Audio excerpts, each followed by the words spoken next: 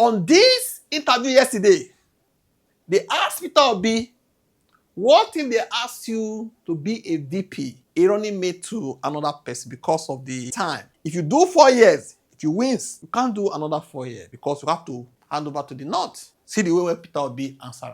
Well, the argument is that even if you win in 2027, you'll be forced or prevailed upon to hand over to the North after just one term in 2031, which will not be enough for you to fulfill these electoral, let me just make the point, these electoral promises. Whereas if you worked with a one-term northern presidency in 2027, you'd be more likely to scale through in 2031, assuming the North keeps to the agreement. Does that sound like a reasonable proposal to you? Because you mentioned Yaradua, who came into office. He had to come into office before he started trying to change things. Charles, the president that is there today, how many years has he stayed?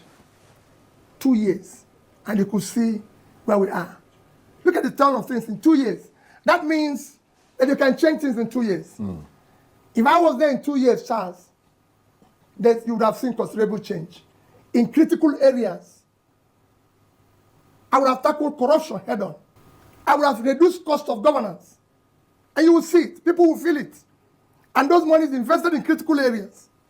Our primary health care today, I told you, 70% are not functional. And we spent over 35 billion in conference center. Which conference? Who is coming for the conference? You need to invest your money properly. Just you have been seeing borrowed money invested in critical area. We, a country in Bangladesh, with 148,000 square kilometers of land, is producing about 60 million metric tons of rice. And us, with over 6 times that size of land, cannot do 10% of that. Charles, there's room here. You talked about devaluation of Naira. There's nothing wrong in devaluation. I would have done something. I would have allowed the Naira to float. But I would have done it in an organized manner. There will be productivity. The idea of devaluing your currency, allowing it to float, to be cheaper, is that you have productivity so you can export, so people can come and buy. But when you don't have productivity and you devalue your currency, it's double whammy because you have nothing to sell. So I would have injected money in productivity. Today, nobody is producing anything. Somebody told me a few days ago, said, oh, they've removed there's no more tax or this, or some of the manufacturing inputs and everything. And I said, no. How can you manufacture? How can you do business when your interest rate is over 40%? Yeah, one of the biggest costs of manufacturing today, cost of production today, is interest rate.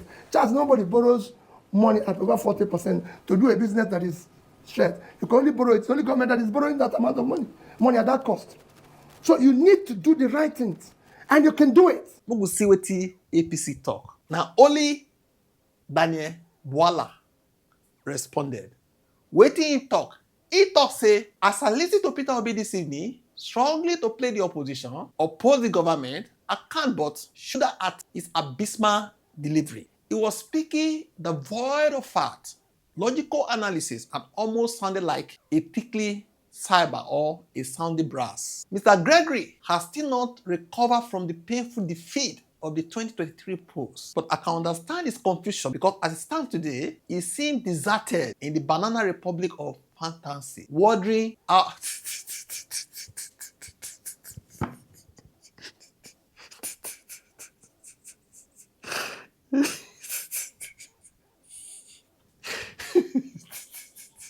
This guy get more too.